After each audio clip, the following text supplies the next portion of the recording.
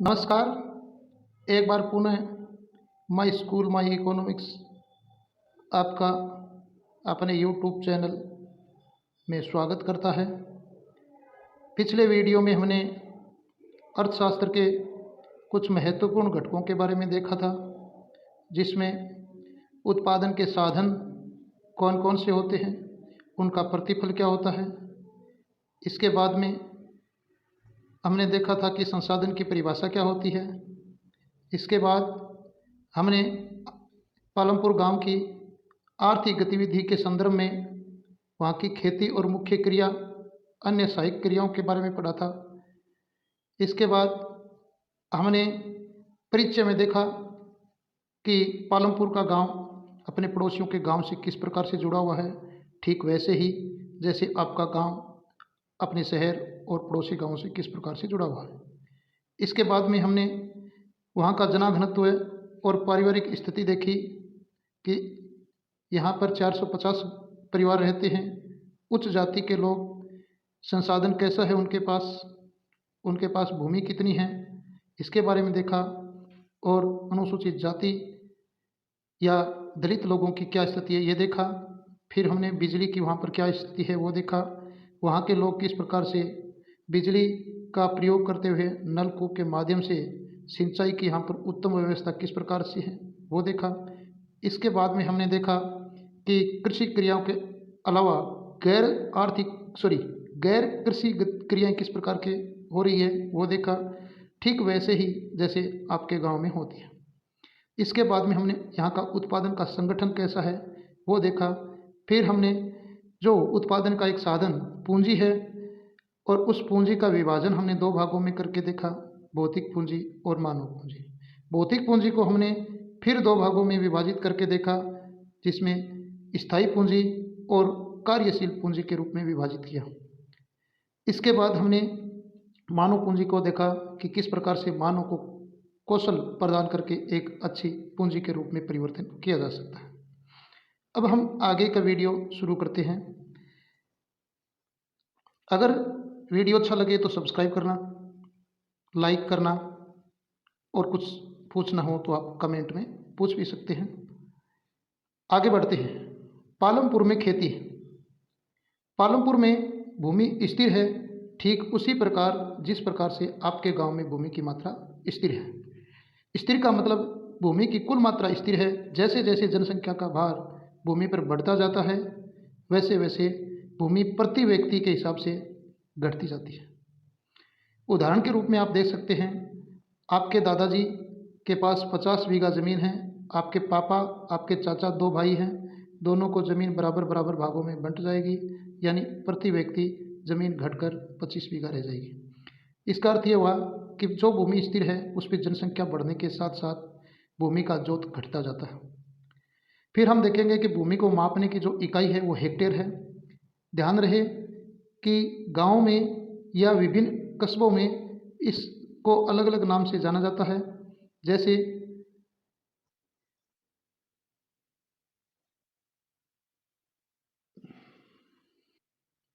जैसे कुछ जगह पर भूमि की माप की इकाई को बीघा, गुंठा आदि नामों से जाना जाता है। कहीं पर कच्चा बीघा कहा जाता है, कहीं पर पक्का बीघा कहा जाता है। तो इस प्रकार से भूमि की माप का पैमाना है वो क्षेत्र विशेष से भिन्न भिन्न है। लेकिन राष्ट्रीय स्तर पर देखा जाए तो भूमि की माप के दो पैमाने हैं, एक तो हेक्टेयर है और दूसरा एकड़ है। हेक्टेयर भूमि कितनी होती है इसके बारे में बताना चाहूँगा। 1000 मीटर वर्ग वाला क्षेत्र एक हेक्टेयर भूमि कहलाती है। भूमि की माप की दूसरी इकाई एकड़ है। कुछ जगह एकड़ शब्द का प्रयोग किया जाता है। तो अब आपको ध्यान में रखना है, अगर कहीं आपसे पूछे कि 1 हेक्टेयर में भूमि कितनी होती है तो आप बता दोगे 1000 मीटर की भुजा वाले वर्ग के क्षेत्रफल के बराबर 1 हेक्टेयर भूमि होती है। पालमपुर गांव की प्रथम विशेषता कि वहाँ की भूमि स्थिर है। अब दूसरी विशेषता है, क्या उस भूमि से अधिक पैदावार का कोई तरीका है? तो हम कह सकते हैं हाँ, उस भूमि से अधिक पैदावार का दूसरा तरीका भी है।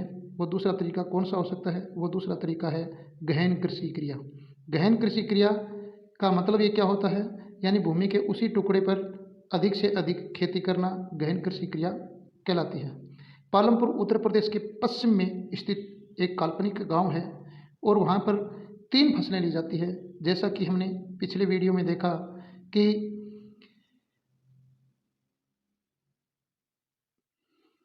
बिजली काफ़ी समय पहले आ गई थी, इसलिए वहाँ पर नलकूप की सुविधा उपलब्ध है।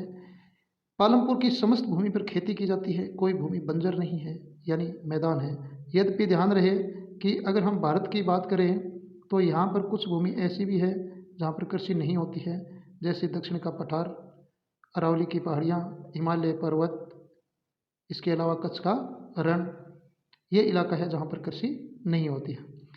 तो पालमपुर गांव में कृषि की 3 फसलें ली जाती है, जिसमें प्रथम फसल को हम खरीफ की फसल कह देते हैं। खरीफ की फसल का मतलब वो फसल जो बरसात के मौसम में बोई जाती है, यानी जून जुलाई में बोई जाती है और अक्टूबर नवंबर में काट ली जाती है। इस फसल के उदाहरण के रूप में आप ज्वार, बाजरा, मूंग, मोठ, चावल, कपास आदि के नाम याद रख सकते हो।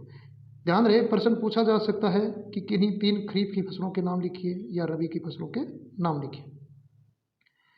इन पौधों से दोहरा लाभ है।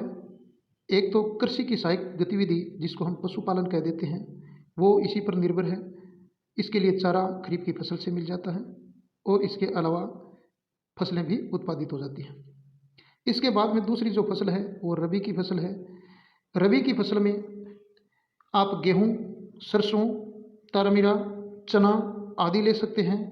रबी की फसल मुख्यतः नवंबर और दिसंबर में बोई जाती है, जब सर्दी शुरू होती है और खरीफ की फसल काट ली जाती है, और गर्मी शुरू होने से पहले ही यानी मार्च अप्रैल में काट ली जाती है। इसका मतलब क्या हुआ कि रबी की फसल को बोते वक्त कम तापमान और काटते वक्त उच्च तापमान होना चाहिए, और खरीफ में बोते वक्त उच्च तापमान और काटते वक्त निम्न तापमान होना चाहिए। खरीफ और रबी के अलावा पालमपुर में गन्ने की खेती भी की जाती है। चूँकि गन्ना बारहमासी फसल है, इसलिए इसको न तो हम खरीफ में शामिल करते हैं और न ही हम रबी में शामिल करते हैं। फसलों को ऋतु के आधार पर भी हम 3 भागों में बांटते हैं, जिसका हमने ऊपर देखा। जैसे खरीफ की फसल वह फसल जो मानसून के समय अर्थात जून जुलाई में बोई जाती है, अक्टूबर नवंबर में काट ली जाती है। बाजरा है, मोठ है, मूंग है, कपास, चावल आदि इसके उदाहरण हैं। दूसरी फसल रबी की फसल है। रबी की फसल अक्टूबर नवंबर में बोई जाती है। ये ध्यान में रखना है, शीत ऋतु के प्रारंभ में बोई जाती है। मार्च अप्रैल या ग्रीष्म ऋतु के प्रारंभ में इसको काट लिया जाता है।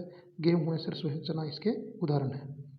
इसके बाद में दोनों फसलों खरीफ और रबी के मध्य कुछ समय खेत खलिहान खाली रहते हैं, तो थोड़े समय के लिए तीसरी फसल भी उपजाई जाती है, जिसको हम जायद की फसल बोल देते हैं। जायद की फसल रबी मौसम के मध्य, खरीफ और रबी के मध्य में की जाने वाली कृषि है, और रबी और खरीफ के बीच में भी कर सकते हैं और खरीफ और रबी के बीच में अगर समय हो तो कर सकते हैं, जिसमें हम ककड़ी, खरबूज, तरबूज, हरा चारा आदि बोया जाता है। ध्यान रहे, हमने पहले भी देखा कि गन्ना बारहमासी फसल है। पालमपुर में एक वर्ष में किसान 3 फसलें लेते हैं, ठीक वैसे ही जैसे आप अपने गांव में 1 या 2 फसलें लेते हैं, या किसी किसी गांव में 3 फसलें ली जाती है, क्योंकि यहाँ सिंचाई की सुविकसित व्यवस्था है। जैसे हमने पहले देखा, यहाँ नलकूप से सिंचाई होती है और बिजली की उत्तम व्यवस्था है। पालमपुर में बिजली जल्दी आ गई थी, इसका मुख्य प्रभाव यहाँ की सिंचाई पद्धति पर पड़ा है और सिंचाई की सुविधाओं का विकास हुआ है। इससे पूर्व यानी बिजली आने से पहले किसान लोग कुओं में रहेट के द्वारा पानी निकाला करते थे। रहेट का मतलब जैसे ये कुआं है तो इसके चारों ओर से बैल की जुताई से पानी को बाहर निकाला जाता था और खेतों के अंदर सिंचाई की जाती थी। अब बिजली आने के बाद में नलकूपों से ज़्यादा प्रभावी ढंग से सिंचाई होने लगी है और उत्पादन बढ़ा है। भारत के सभी गाँवों में ऐसी उच्च स्तर सिंचाई व्यवस्था नहीं है। ध्यान रहे, हमारे कृषि प्रारूप में हमने देखा कि लगभग 40% भारतीय कृषि ही सिंचित है, अन्य जगह पर बारिश पर निर्भर है। दूसरा, भारत के अगर भौगोलिक क्षेत्र को देखा जाए तो कहीं पहाड़ी है, कहीं मैदानी है, कहीं पठारी है, तो कहीं पर दलदली है, कहीं वन है। तो इस प्रकार से देखा जाए तो ये इलाका पूरा वनों का है। इसके बाद में ये इलाका पूरा हिमालय का है, अरावली का आ गया, फिर दक्षिण का पठार आ गया। तो ये क्षेत्र कृषि के लिए दुर्गम है।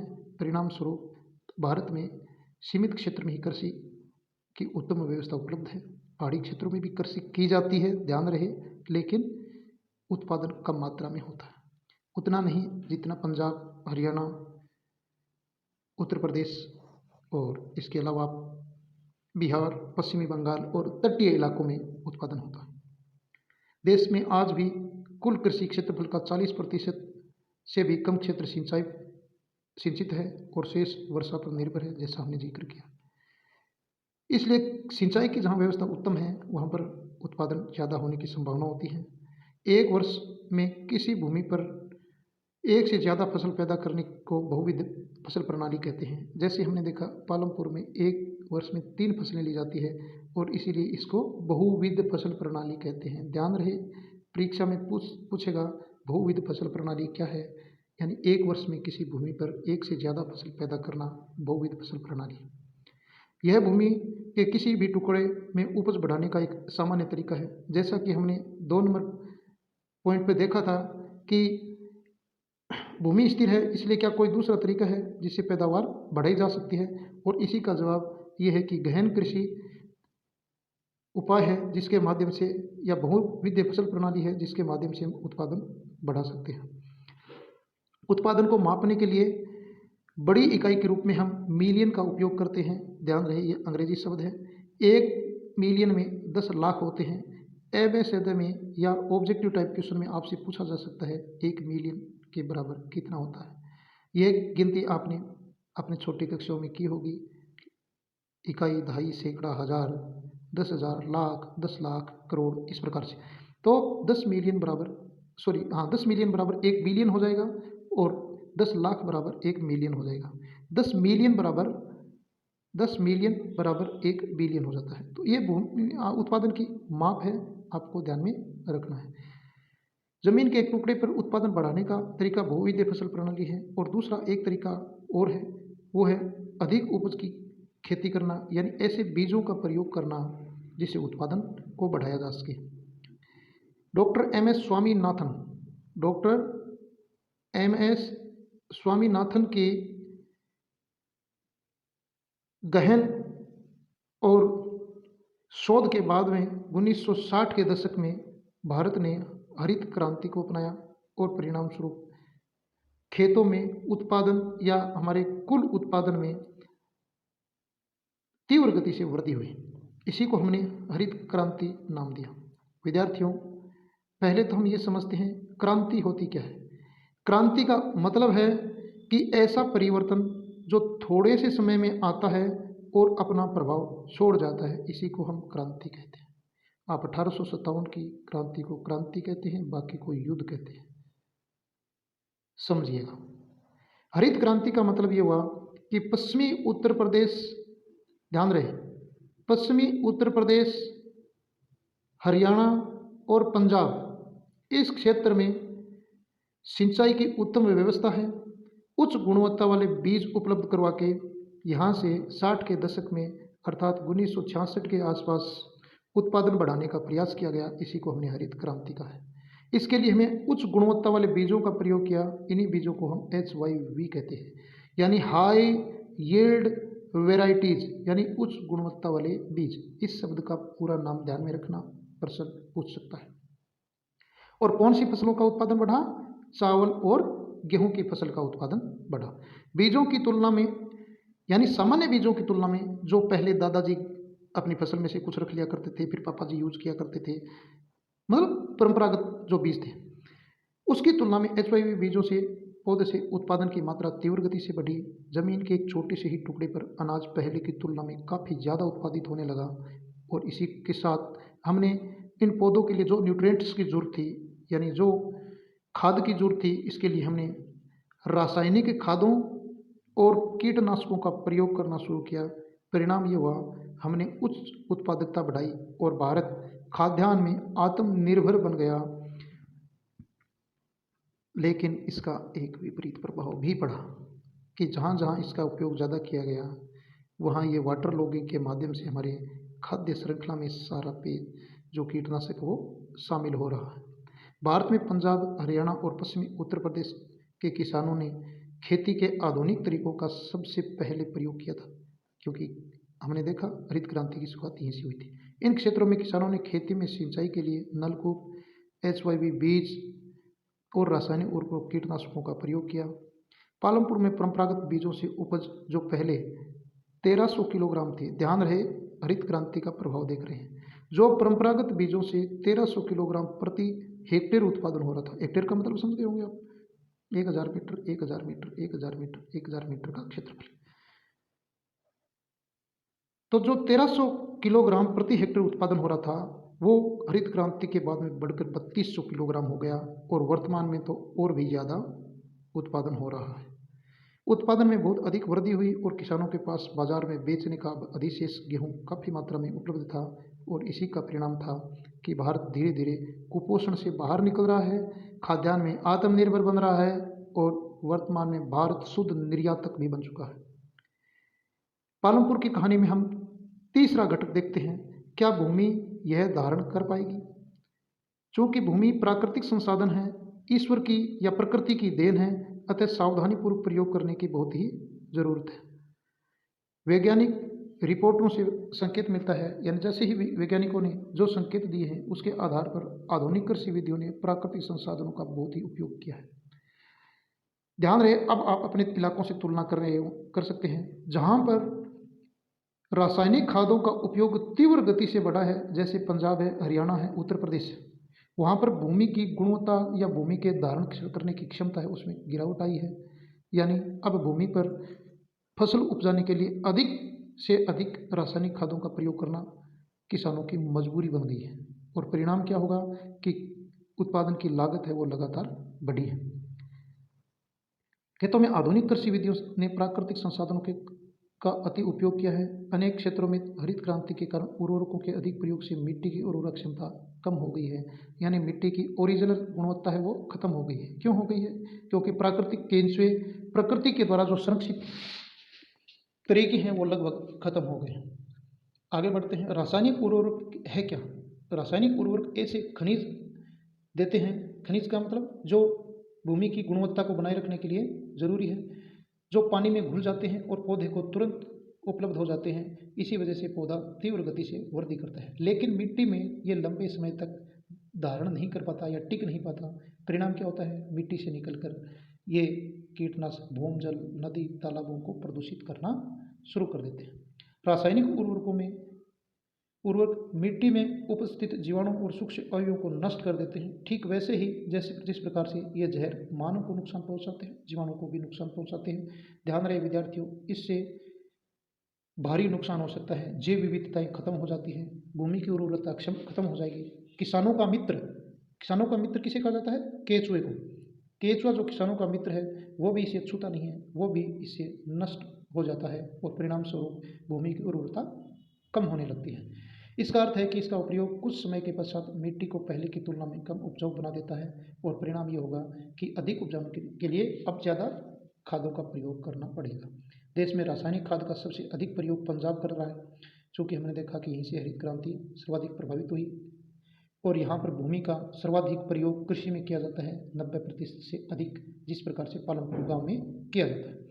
निरंतर प्रयोग से मिट्टी की गुणवत्ता कम हो गई। पंजाब के किसानों को पहले का उत्पादन स्तर पाने के लिए अब ज़्यादा खाद का प्रयोग करना पड़ रहा है और इसका परिणाम क्या होगा?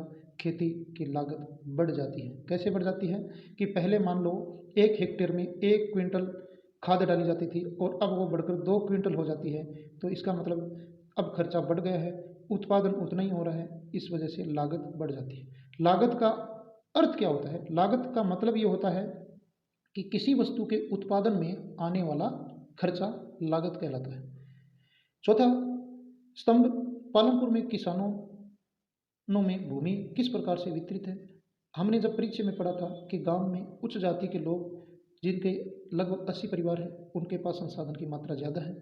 ठीक उसी को दोहराएंगे, दुर्भाग्यवश खेती में काम में लगे लोगों के पास खेती की पर्याप्त भूमि नहीं है, यानी उनके पास जो भूमि है वो 2 हेक्टेयर से कम है और 2 हेक्टेयर से कम भूमि होती है, इसी को हम क्या कहते हैं? सीमांत किसान कह देते हैं। पालमपुर में 450 परिवारों में से 1/3 यानी लगभग 150 परिवारों के पास खेती के लिए भूमि नहीं है, यानी वो भूमिहीन श्रमिक है। जो अधिकांशतः दलित है यानी अनुसूचित जाति से हैं, वो दूसरी जाति से भी हो सकते हैं, लेकिन अनुसूचित जाति की संख्या ज़्यादा है। बाकी परिवारों में से 240 परिवार, 450 में से 150 गए, 240 जो बचते हैं उनके पास भूमि 2 हेक्टेयर से कम है, यानी उनका जोत बहुत ही छोटा है। अगर घर में 4 से 5 सदस्य हैं तो भूमि पर सबको काम मिलना संभव नहीं है। भूमि के ऐसे टुकड़े पर खेती करने में से किसानों के परिवार को पर्याप्त आमदनी नहीं होती है, क्योंकि भूमि का आकार छोटा है। श्रम की व्यवस्था कौन करेगा? ये पालमपुर गांव की कहानी का घटक है, लेकिन ध्यान रहे आप अपने गांव को भी मान सकते हैं। छोटे किसान या वो किसान जिनके पास भूमि है ही नहीं, वो ही श्रमिकों की आपूर्ति करेंगे। वे लोगों की खेती के लिए श्रम उपलब्ध करवाएंगे और बदले में क्या मिलेगा? याद कीजिए, उत्पादन के साधन पड़े थे, कितने थे? 5 थे, और उसी में से एक था श्रम, और श्रम को कार्य के बदले में क्या मिलती थी? मजदूरी। ठीक है, तो उसी की बात कर रहे हैं यहाँ पर कि मंझोले और बड़े किसान अपने खेतों में काम के लिए दूसरे श्रमिकों को किराए पर ले जाते हैं और उसको किराया मिलता है, इसी को हमने क्या कहा था? मजदूरी। खेतों में काम करने के लिए श्रमिक या तो भूमिहीन परिवार से आते हैं या बहुत छोटे प्लाटों, यानी जिसकी जमीन 2 एकड़ से भी कम है और घर में सदस्य ज़्यादा है, या फिर भूमिहीन परिवार है, वही लोग श्रमिक के रूप में काम करते हैं। खेती करने वाले परिवारों से खेतों में काम करने वाले श्रमिकों का उगाई गई फसल पर कोई अधिकार नहीं होता, यानी जो श्रमिक खेत में काम करता है उसका फसल पर कोई अधिकार नहीं होता है। क्यों? क्योंकि वो मजदूरी के आधार पर कार्य करता है, अपना श्रम बेचता है और बदले में मजदूरी लेता है, बल्कि उन्हें किसानों के द्वारा मजदूरी मिलती है। याद है, किसानों के द्वारा नहीं, जो बड़े किसान हैं, ये कह सकते हो बड़े किसान या भूमि के मालिकों के द्वारा इनको मजदूरी दी जाती है। मजदूरी नगद हो सकती है, वस्तु के रूप में हो सकती है, यानी हो सकता है काम के बदले में अनाज दे दिया जाए, या फिर मजदूरी पैसे में दे दी जाए। जैसे अनाज के रूप में हो सकती है मजदूरी, एक क्षेत्र से दूसरे क्षेत्र, एक फसल से दूसरी फसल, और खेत में एक से दूसरे कृषि कार्य, जैसे कोई बुआई का काम है या फिर कटाई का काम है, इन सब के लिए मजदूरी अलग अलग हो सकती है। जैसे आपके गाँव में भी होती होगी कि मजदूरी कार्य की प्रकृति पर निर्भर करती है। कार्य जितना कठिन होगा, मजदूरी की मात्रा उतनी ही अधिक होगी। ध्यान रहे, एक समस्या और भी है, हमारे यहाँ पर मजदूरी महिला और पुरुष में भी अलग अलग है, यानी मेल फीमेल में भी अलग अलग है, और बाल मजदूरी करवाई जाती है, वो भी अलग है। तो ये व्यवस्था भी हर जगह पाई जाती है। इसका मतलब ये हुआ कि सब जगह मजदूरियाँ भी अलग अलग है, और जहाँ श्रमिकों की संख्या ज़्यादा है, यानी आपूर्ति ज़्यादा है, श्रमिकों की मांग कम है, तो मजदूरी वैसे भी कम है। मजदूरी का आधार कार्य करते हैं, और उन्हें कार्य विशेष जैसे कटाई या पूरे साल के लिए काम पर रखा जाता है। जैसे प्राचीन व्यवस्था में इसको हाली पद्धति कहा जाता था, यानी हाली रखा जाता था। तो किसी किसी व्यक्ति को पूरे साल के लिए भी वो श्रमिक के रूप में रखा जा सकता है। इसमें हमने कुछ उदाहरण भी देख सकते हैं, जैसे डाला का उदाहरण है। डाला एक पात्र है पालमपुर गांव में, और किस प्रकार से वो खेती के लिए संघर्ष करती है, वो अपना पैसा उधार लेती है और काम ढूंढती है। इस प्रकार से कुछ उदाहरण आए, आप उसको भी देख सकते हैं। अगला जो कंटेंट है वह खेतों के लिए आवश्यक पूंजी। आवश्यक पूंजी के लिए लोगों को दूसरे बड़े किसानों पर निर्भर रहना पड़ता है। इसके अलावा किसानों को पूंजी की व्यवस्था के लिए दूसरे संगठित क्षेत्र मतलब ऐसे क्षेत्र जो सरकार के द्वारा अधिकृत हैं और कम ब्याज पर उधार देते हैं, जैसे बैंक है, सहकारी समितियां हैं आदि। लेकिन कागजी कार्रवाई से बचने के लिए किसान ज़्यादा से ज़्यादा उधार किसानों से लेते हैं या फिर पूंजीपतियों से लेते हैं, जो ब्याज की दर भी ज़्यादा वसूल करते हैं। अधिसंख्यक छोटे किसानों को पूंजी की व्यवस्था करने के लिए पैसा उधार लेना पड़ता है, और बदले में उनको ब्याज दरें भी ऊंची देनी पड़ती है। क्यों? क्योंकि भूमिहीन श्रमिकों को बैंक भी उधार देने से बचती है, क्योंकि उनके पास कोई भी परिसंपत्ति नहीं है। सातवां, अधिशेष कृषि उत्पादों की बिक्री। जैसे कि हमने देखा, हरित क्रांति के बाद में उत्पादन बढ़ गया है, और परिणाम स्वरूप हम अब आत्मनिर्भर होने के साथ साथ हमारा देश खाद्यान्न निर्यात पे भी निर्भर हो गया है। तो अधिशेष की फसलें हैं, अधिशेष मतलब वो फसलें जो किसान अपने काम में लेने के अलावा शेष उसके पास बचती है, वो बाजार में बेचने लग गए हैं, और बदले में पूंजी प्राप्त करता है, जिससे उसकी उपभोग की क्षमता बढ़ जाती है। इस कृषि कार्य के अलावा पालमपुर गांव में डेयरी की क्रिया भी होती है, अन्य प्रचलित क्रिया है। डेयरी का मतलब लोग कृषि के साथ साथ पशुपालन करते हैं और दूध बेचते हैं। कोई बकरी पालन करता है, कोई भेड़ पालन करता है, कोई मुर्गी पालन करता है। ये सारे के सारे क्षेत्र डेयरी उद्योग के अंतर्गत शामिल होते हैं।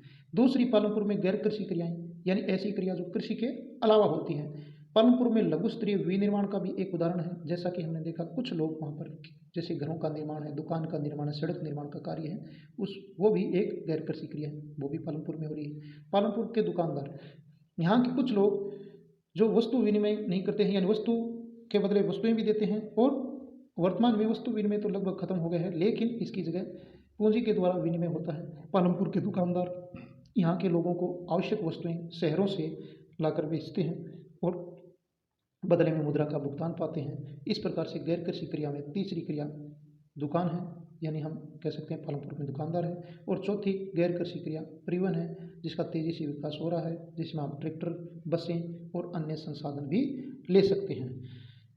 धन्यवाद। इसके साथ आपका ये टॉपिक यहीं पर ख़त्म होता है।